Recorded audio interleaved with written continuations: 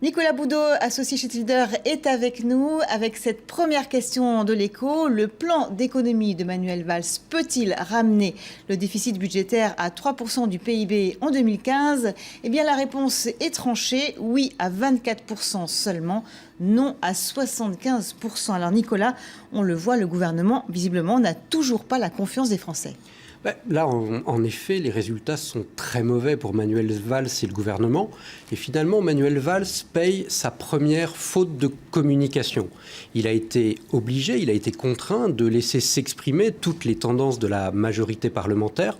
Pourquoi ? Parce que Manuel Valls, contrairement à tous les Premier ministre de la Ve République, n'est pas au point d'équilibre idéologique de la majorité parlementaire. Alors il doit composer, alors il doit laisser s'exprimer ceux qui, dans sa propre majorité, ne pensent pas comme lui.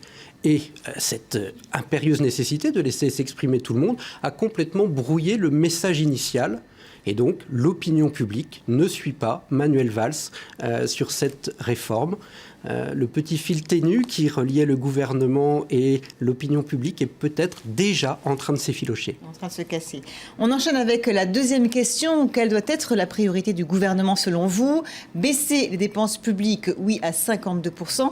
Baisser les impôts des particuliers, oui à 29%. Baisser les impôts des entreprises, un petit oui à 4% seulement.